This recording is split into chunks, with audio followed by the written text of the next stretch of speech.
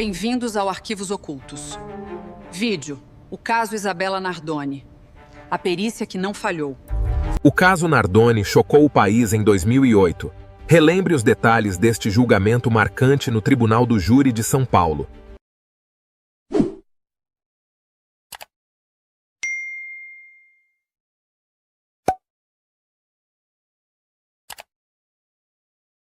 Você já ouviu falar no caso Nardoni? Todo mundo conhece o crime. Todo mundo conhece a condenação. Mas quase ninguém sabe o que aconteceu entre esses dois momentos. Porque o que aconteceu entre esses dois momentos foi ciência.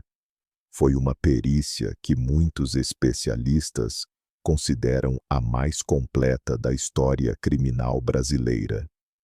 Hoje você vai ver como um teste com 25 quilos foi uma das provas que sustentaram a condenação de Alexandre Nardoni. Como a altura de uma mancha de sangue revelou quem carregava Isabella. Como o luminol encontrou o que tentaram apagar. E por que o tribunal confirmou a condenação sem precisar do DNA.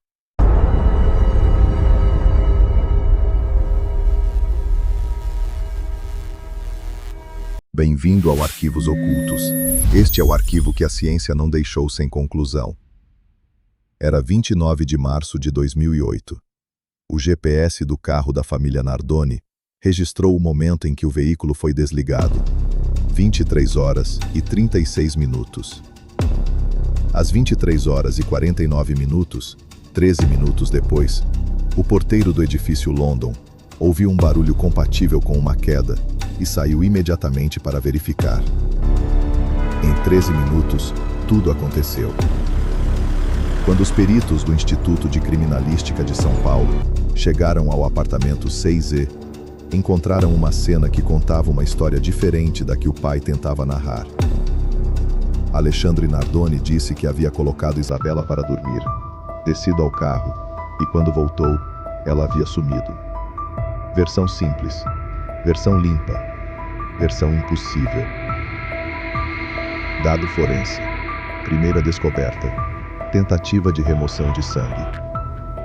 A perita Rosângela Monteiro, do IC/SP, identificou de imediato que havia uma tentativa deliberada de remoção de manchas de sangue na cena do crime.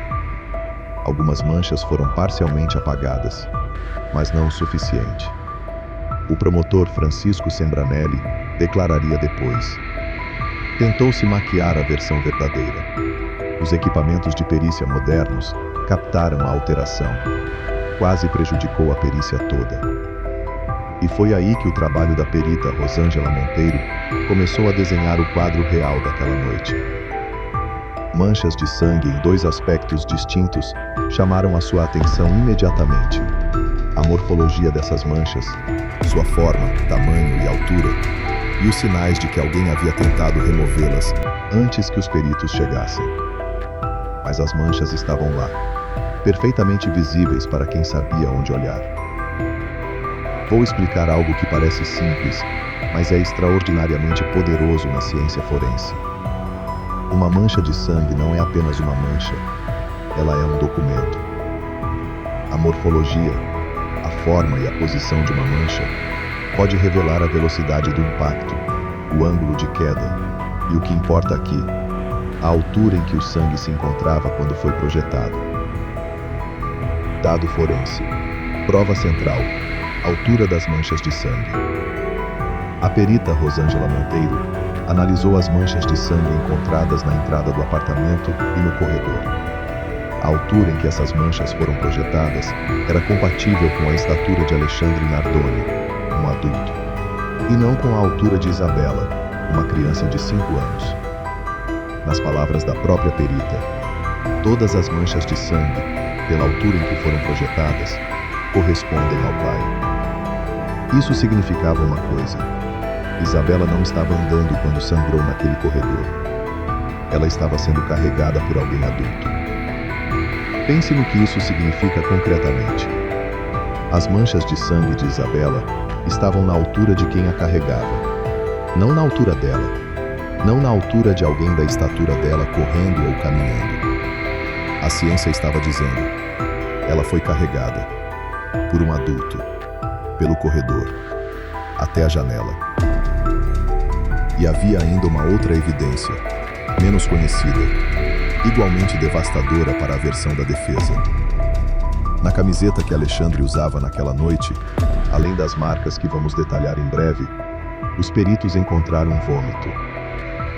Vômito é um reflexo involuntário comum em casos de asfixia. Se Isabela foi asfixiada dentro do apartamento e estava no colo ou nos braços de alguém naquele momento, esse vômito estava exatamente onde deveria estar. Este é o ponto que mais me impressionou quando estudei este caso. Os peritos do Instituto de Criminalística não apenas analisaram a camiseta de Alexandre, eles recriaram o crime. Literalmente. Dado forense: o experimento da camiseta. 1C/SP. Os peritos simularam diversas posições de contato com a tela protetora da janela para descobrir qual posição exata reproduziria as marcas encontradas na camiseta de Alexandre. Testaram múltiplas configurações. Apenas uma reproduziu marcas idênticas. Ambos os braços projetados para fora da janela, passando pelo buraco na tela, sem enfiar a cabeça, sustentando um peso extra de aproximadamente 25 quilos para fora. As marcas de fuligem da tela foram encontradas ao nível das mangas, na região correspondente à escapular, exatamente onde estariam os braços de alguém segurando uma criança pelo lado de fora da janela. Vamos entender o peso disso. Isabela tinha 5 anos. Pesava aproximadamente 19 a 20 quilos. Para que as marcas na camiseta de Alexandre coincidissem com o experimento pericial, era necessário que ele estivesse com os braços estendidos para fora da janela, com o corpo inclinado, sustentando o peso de uma criança. Não existe acidente que explique essa posição. Não existe terceiro invasor que explique as marcas na camiseta de Alexandre Nardoni. E havia ainda o rastro que Isabela deixou. Dado forense: o rastro da mão de Isabela na fachada. Os peritos encontraram o rastro que a mão direita de Isabela deixou na fachada do prédio ao ser arremessada. Esse rastro indicava que ela ainda estava consciente e reagindo no momento da queda, tentando se segurar, como um reflexo involuntário de sobrevivência. É tecnicamente compatível com o machucado encontrado no antebraço direito da menina, descrito no laudo do IML como se tivesse enganchado na tela de proteção ou como se ela tivesse tentado se agarrar. A defesa tentou em vários momentos do processo sugerir que um terceiro poderia ter entrado no apartamento, que havia a possibilidade de uma invasão. A perícia destruiu essa tese em 3 frentes. Dado forense: simulação da invasão do prédio. Os peritos do IC/SP simularam a tentativa de invasão do edifício London pela parte mais baixa. A conclusão foi categórica. Qualquer escalada deixaria vestígios visíveis e inconfundíveis. Não havia nenhum sinal de escalada, nenhum dano à cerca elétrica, nenhum arrombamento nos portões, nenhum dano na porta do apartamento 6E. Dado forense: o corte da tela protetora. A rede de proteção foi cortada intencionalmente, com objeto cortante, verificado com análise digitopapilar e luzes forenses. O corte foi feito de dentro do apartamento. Detalhe fundamental: a tela foi cortada no quarto dos irmãos de Isabela, e não no quarto onde ela havia sido colocada para dormir, o que desfaz qualquer versão de acidente espontâneo. Dado forense: confronto de marcas na tela.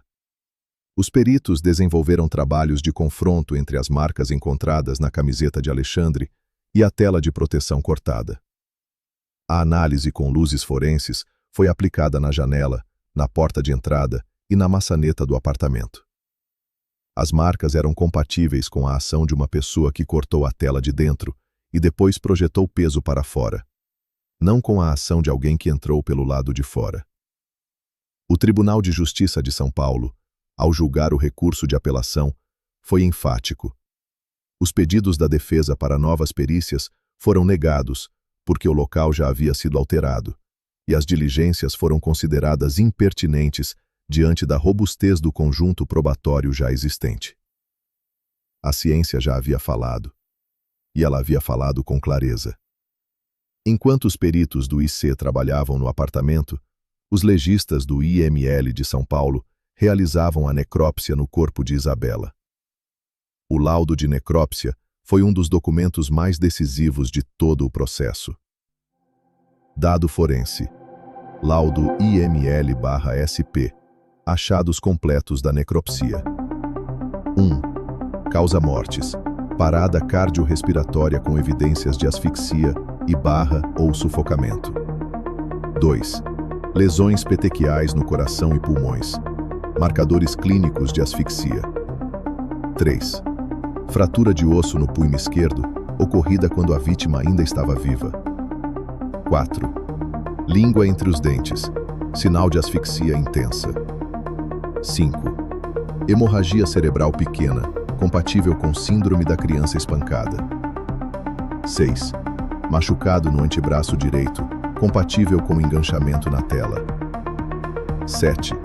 Corte na cabeça anterior à queda. Conclusão. As lesões não eram compatíveis exclusivamente com a queda. Indicavam agressão anterior. A defesa tentou contestar esses achados. Trouxe laudos de especialistas particulares que argumentaram que as lesões poderiam ter ocorrido durante a queda ou após ela, já que Isabela sobreviveu por mais de 50 minutos. O tribunal analisou as contestações e manteve a validade dos laudos do IML. A convergência era irrefutável. Asfixia anterior à queda, fratura no punho consistente com imobilização forçada, vômito na camiseta do pai, consistente com o reflexo de uma criança sendo sufocada. Cada peça do quebra-cabeça apontava para a mesma direção. Há um elemento do caso que poucos vídeos exploram em detalhe: o GPS do carro. Dado forense. Linha do tempo reconstruída pelo GPS. 23 horas e 36 minutos. GPS registra o desligamento do veículo na garagem do edifício London. 23 horas e 36 minutos. A 23 horas e 49 minutos. Janela de tempo em que todos os eventos ocorreram. Subida ao apartamento, colocação das crianças, o crime e a ligação para o SAMU. 23 horas e 49 minutos. Porteiro ouve barulho compatível com queda e sai para verificar. Total: cerca de 13 minutos. Tempo demais para o acidente descrito por Alexandre. Tempo de menos para a sequência de eventos que ele afirmou ter realizado. O promotor Francisco Sembranelli foi preciso. Tudo aconteceu a partir de 23 horas e 36 minutos. Foram exatamente 15 minutos. Então, às 23 horas e 49 minutos, há o barulho como se fosse uma batida de carro, ouvida pelo porteiro, que imediatamente saiu e ligou para o síndico. 15 minutos. O GPS não mente. O porteiro não mentiu. E a versão de Alexandre não cabia nessa janela de tempo. Dado forense. A tentativa de destruir as provas. A perícia identificou que alguém tentou remover manchas de sangue do apartamento antes da chegada dos peritos. Algumas manchas foram parcialmente eliminadas. O promotor declarou que a tentativa de remoção quase prejudicou a perícia toda. A perícia comprovou a remoção através da análise química dos resíduos remanescentes com luminol. E aqui está a brutalidade desse detalhe. Alguém, naqueles minutos entre o crime e a chegada do socorro, estava tentando apagar o que Isabela tinha deixado para trás. O sangue de uma criança de 5 anos. Em março de 2010, após 5 dias de julgamento, os 7 jurados consideraram o casal culpado. Alexandre Nardoni foi condenado a 31 anos, 1 mês e 10 dias, posteriormente recalculado para 30 anos, 2 meses e 20 dias, após correção de erro aritmético pelo TJSP em 2011. Ana Carolina Jatobá, 26 anos e 8 meses. Mas há algo que o TJSP disse no acórdão do recurso de apelação que precisa ser destacado porque desfaz um dos maiores mitos sobre este caso. Dado forense, o mito do DNA. O que o TJSP realmente disse?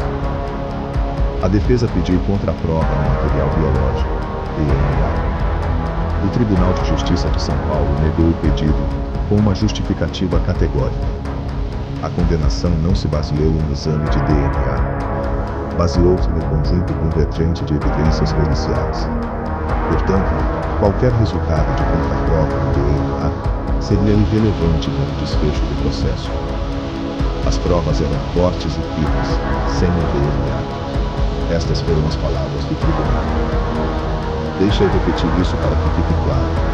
Alexandre Nardoni e Ana Carolina Jatobá foram condenados sem que o DNA fosse a prova central. A condenação veio da morfologia do sangue, da camiseta com as marcas dos 25 quilos, do corte da tela feito por dentro, do vômito, das lesões no corpo de Isabela, do GPS, da tentativa de remoção de provas e da recusa em participar da reprodução simulada. A ciência construiu um muro de evidências que nenhuma apelação derrubou. Hoje, em 2026, ambos Alexandre Nardoni e Ana Carolina Jatobá cumprem pena em regime aberto. Alexandre progrediu para esse regime em 6 de maio de 2024. Ana Carolina, em 2023. A Lei Brasileira de Execução Penal prevê esses benefícios mediante bom comportamento e cumprimento de fração da pena. Juridicamente, o processo seguiu os trâmites legais. Mas o rastro da mão de Isabela na fachada do prédio continua lá. Na memória do processo, nos arquivos do IC, nos autos do processo. Mas eu quero te deixar com uma pergunta que não sai da minha cabeça desde que comecei a estudar este caso. Por quê? Por que alguém faz isso? Por que um pai, a pessoa que deveria ser o maior escudo de uma criança no mundo, chega a esse ponto?